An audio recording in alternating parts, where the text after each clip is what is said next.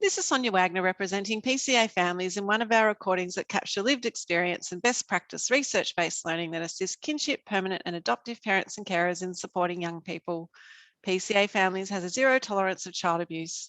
I'd like to acknowledge the traditional custodians of the land on which we meet and pay respect to elders past and present and express our intention to move together to a place of justice and partnership.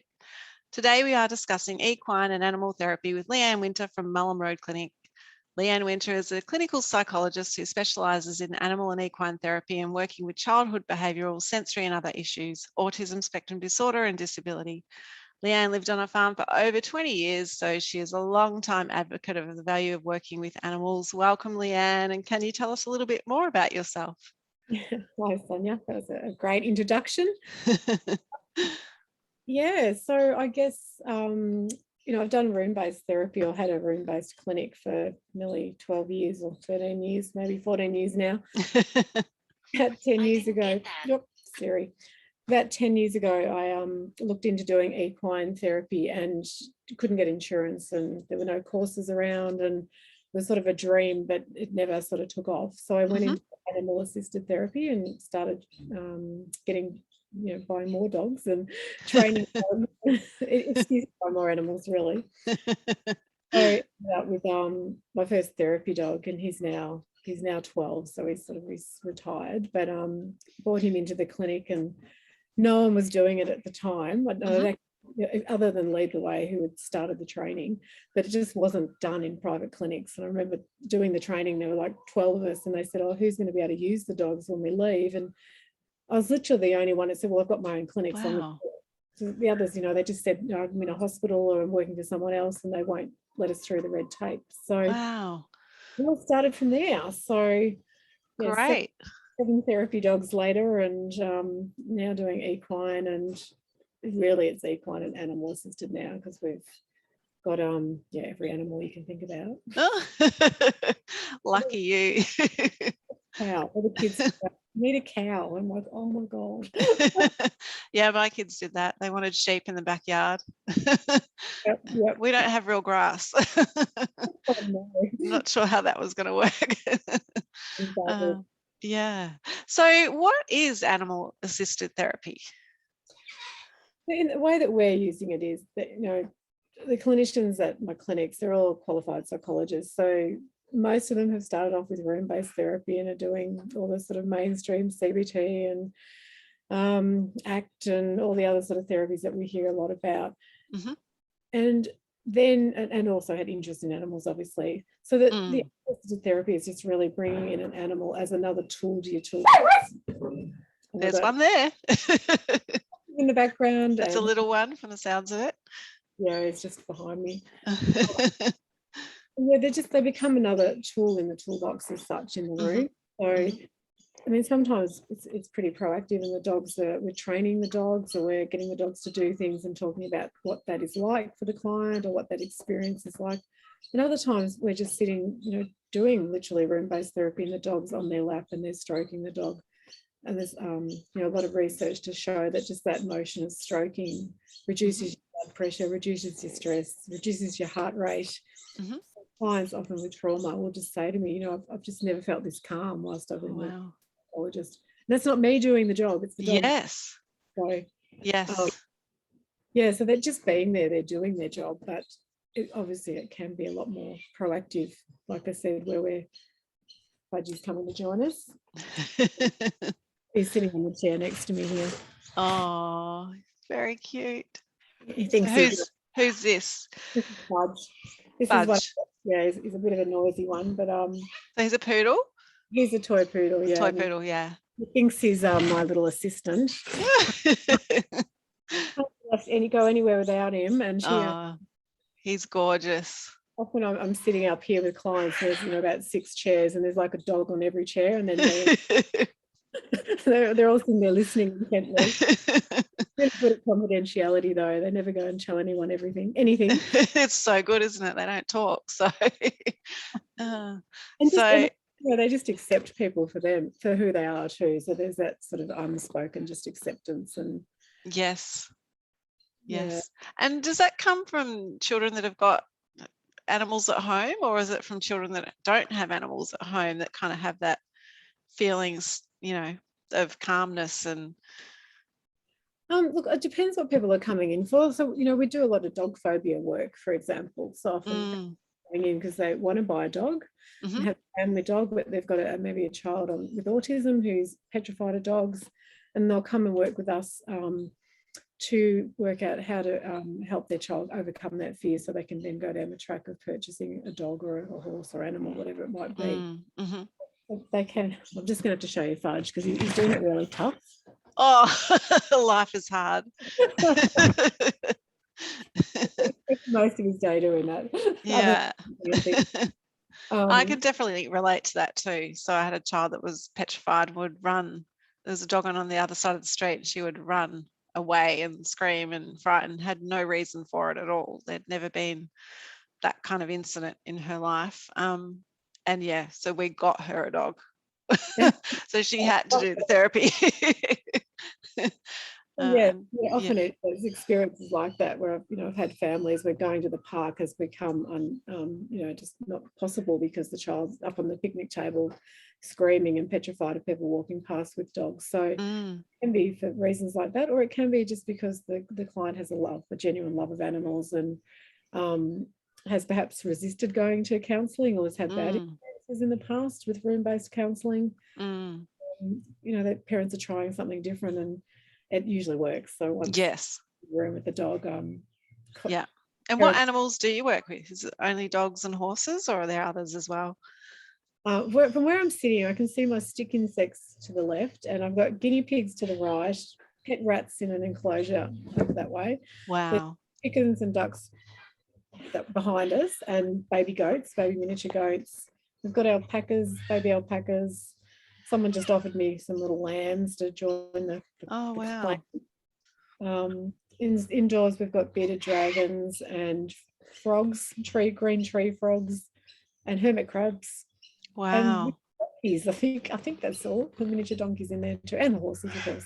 Yeah, great, wide variety. So how do you start the process? So some people will think it's all about wandering around a paddock or patting animals and hoping the child simply offers up a little bit of conversation about trauma or something going on for them. So is that how it works? Pretty much, Sonia. So it's what we call an indirect therapy, what we do out here. And it really is, and I must say, it took me a little while to adjust when I sort of jumped from room-based to working out here, even though I had the dogs at home. I started out here and I was doing some econ work, and my clients were, no, I don't want to do this. I just don't like what you're doing. And I was like, oh my God, what am I doing wrong? And I had to really shift and, reflected and went, well, it's, what they trained us to do is just follow the client. So it's very client-led and indirect therapy. So it is literally, hi, how you going? What animal do you feel like hanging out with today? And clients often, they come with their list. They usually know exactly where they want to and they usually want to see all the animals. So it's like, I don't think we're going to fit them all in today, but we can, start with the top of your list. Yes. Then it is just tracking around with the client, and things just come up. Yes. I can't even explain it, but it doesn't matter what animal I'm working with, something will just come up and naturally move into what we need to be talking about. Okay, great. Yeah. The animal is just a great an opener or something, I guess. So great rapport builder. Yeah. It'll just be, often, for example, like the little miniature pony herd that I've got there. There's one little pony in there that's the boss, and then there's one that's really, really shy and always gets picked on. Yes. When we go to feed that group of ponies, so we walk over to feed, throw in the hay. The little ginger pony, he called Chili, he constantly gets picked on. So all the kids, empathy comes out, and that's just like me at school. That's just like my brother. That's just what happens to me. Or I don't like that other pony because that pony's bullying that pony. Without me saying, what happens to you at school? Can you tell me about da da da? Yes. They're linking it back in themselves naturally. Yeah. Yes, great. And just being out in nature, is that part of the therapy as well? So I guess a lot of people got smaller backyards, and particularly how we've all been at the moment with lockdown, we've all been online a lot more and staying home. So yeah, just the nature part of it help as well. It's sort of funny you say that, because I think going forward there's going to be a big move towards eco-psychology and nature-based psychology, as I mean, the animal stuff and dog therapy and equine has taken off, as you would know, to get involved in the last, I don't know, maybe 2-3 years. It's just out of control. But yeah, I mean, a lot of my clients will walk around the property and talk, or we'll just go for a bushwalk somewhere, or go exploring for something and start talking. So, and yeah, you're right. Kids are sitting in their rooms all day on their screens, or in small or no backyards for some of them. So coming back here and getting muddy and dirty, they all come dressed, in their oldest clothes, because they know there's no way you're going to get past 7 dogs without, paw prints all over you and mud everywhere. Yes. One boots on and off we go. So, I've had clients say to me, I've never, jumped in a puddle. Right. Wow. We go and jump in puddles in winter. We do these things that we grew up with, but isn't happening these days. So there is a real sense of getting back to the earth. Yeah. Yeah. Yeah. Great.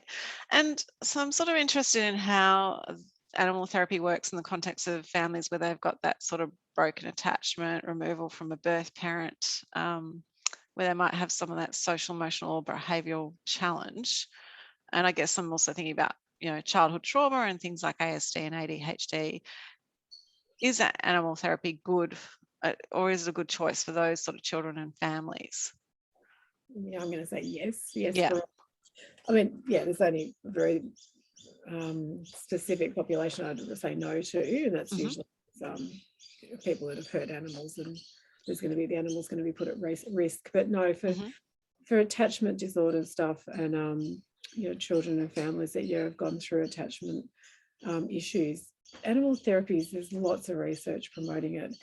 And part of that, just in summary, is that, I mean, I was reading not long ago about it, and it's just showing modeling how we look after our animals, and the attachment we have with our animals is modeling safe, healthy, secure attachment.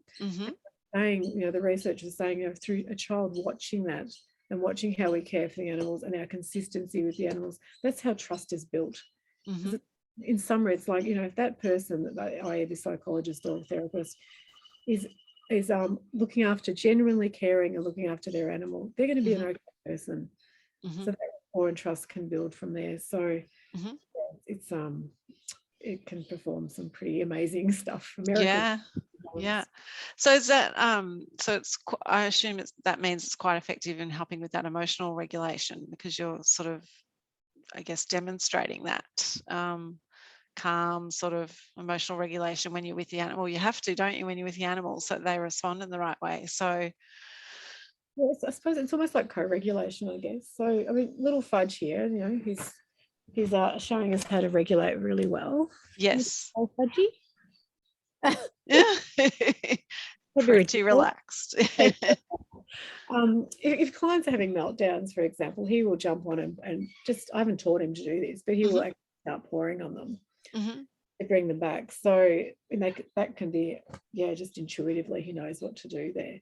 But definitely we do a lot of work around emotional regulation, because the animals are not going to hang around you if you're really heightened and dysregulated. I've started with kids over the years that have been really dysregulated, and the animals just flee. They're just gone. The horse is in the other end of the paddock. It's not wow. if the child's screaming and dysregulated. So the child has to learn how to regulate if they want to be with that animal.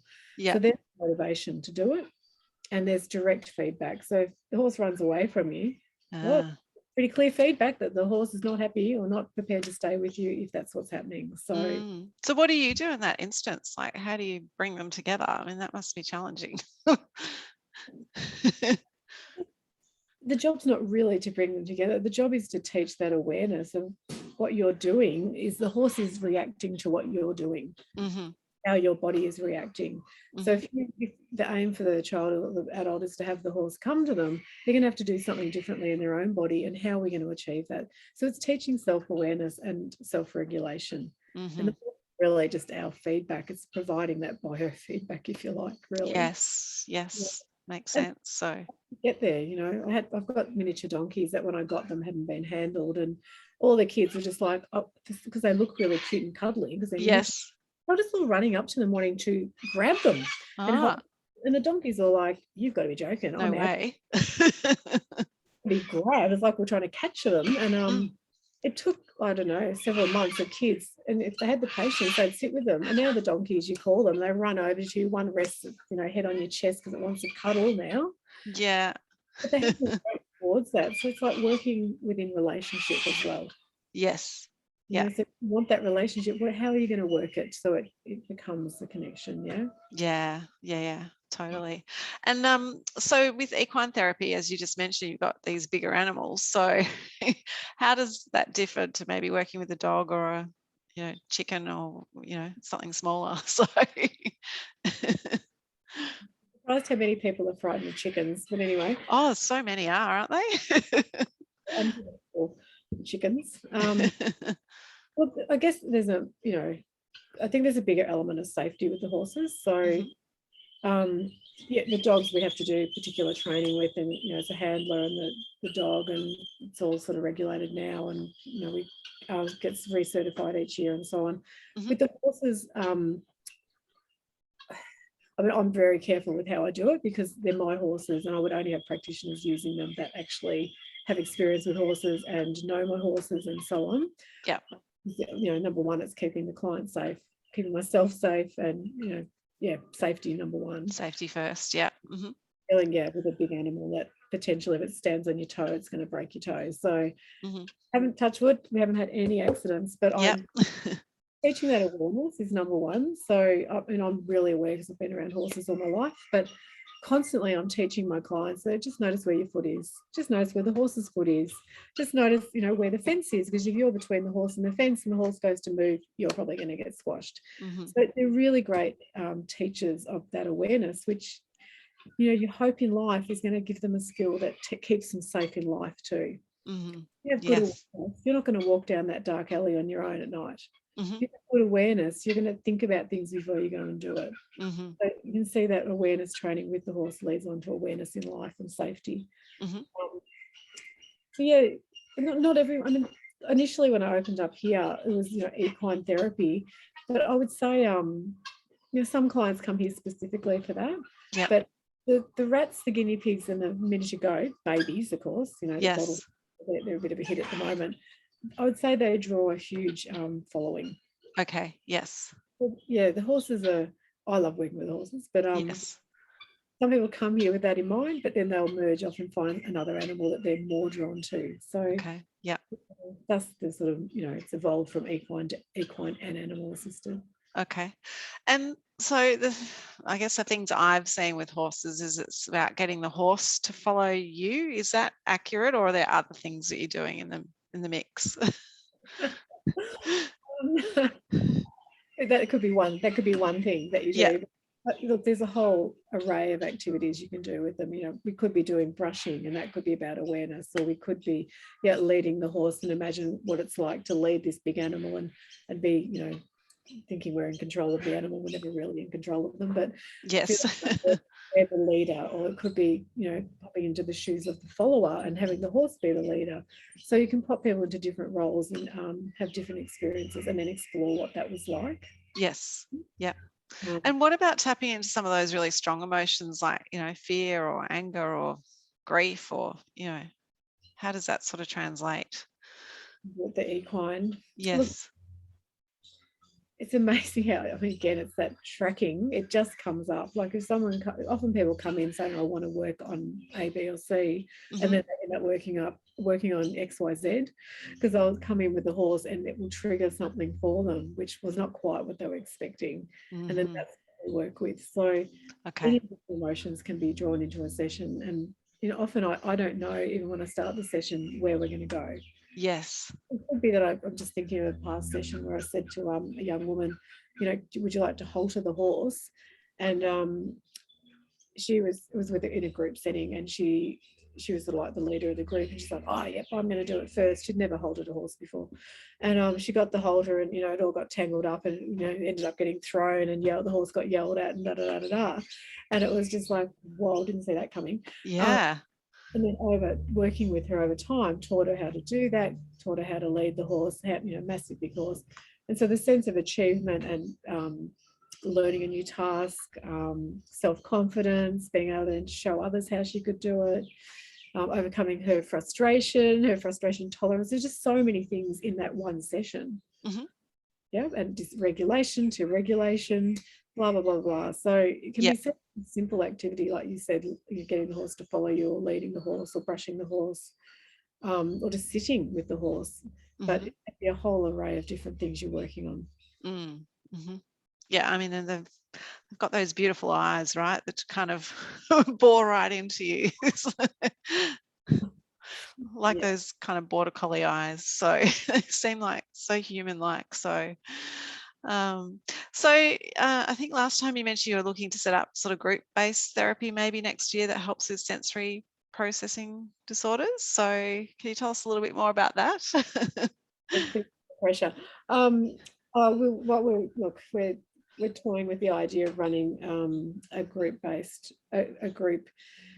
for young women on the autism spectrum. So an equine-based group, horses, and it would probably, it's still in the making, but it would probably run over, I don't know, maybe 8 sessions throughout a term, where we've got a group of maybe 6 or 8 kids, or young people, I'm not really sure yet, it's still being finalised. Where they're coming in and we're doing some quite, I mean, not structured, or, there'd be about awareness, boundaries, relationships, communication styles, things like that. So there'd be a topic for each session. So structured that way, but still it's unstructured when you actually get in and do it. It's just got to get the energy and the time to actually get it in shape. And obviously COVID sort of put the brakes on running groups. So that's the intention. And then look, that might spill into other groups in different age groups or different client populations and so on. Yeah, great. And finding time to do it. Exactly. You're very busy, so I don't know where you're going to find the time. So can you tell me about how your profession is regulated? So what should carers be looking for in an animal therapist if they're looking for one? Yeah, that's a good question, I think, especially because it's taken off tenfold at the moment, and I'm seeing places pop up everywhere saying equine assisted therapy. Yes. Which is a little, a touch concerning, because I think, when I did the course many years ago, there was a lot of discussion around, if you're a psychologist, you can advertise it as therapy. If you're a counsellor, or if you're a social worker, or if you're whatever qualification, it has to be advertised a certain way. So I think there is a little bit of, you need to be on the job. You need to be researching and looking at what qualifications the person has, I suppose.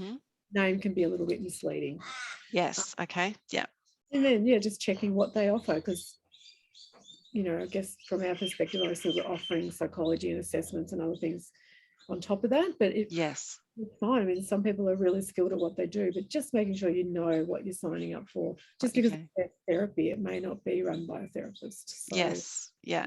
And as you say, if you're a psychologist, you're offering the full clinical experience as well, right? So you're kind of mapping out what where you're going and using science behind that. So, yeah.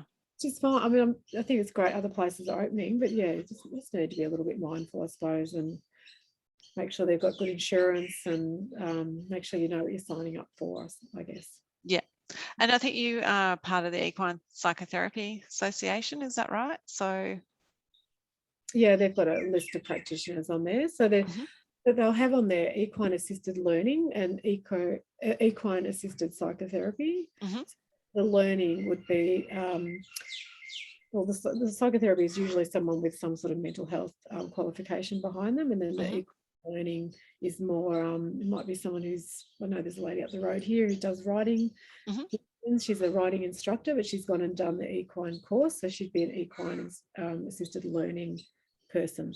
So she's not therapy as such, but she can offer some experiences with the horses.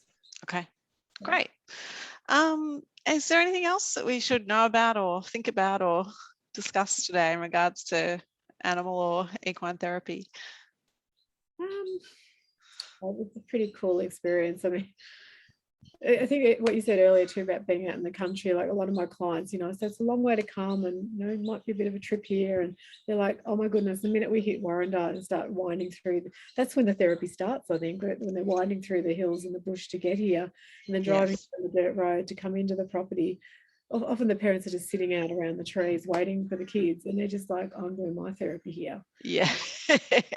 Yeah, it's your own little bit of well-being time, isn't it, to sit out in the bush and listen to the sounds. And yeah, it's all those things that you don't think about that become really you become really heightened and aware of them when you're in that environment. So I'm just even listening to the birds in your background and those kind of background noises that you get to have every day. So pretty cool.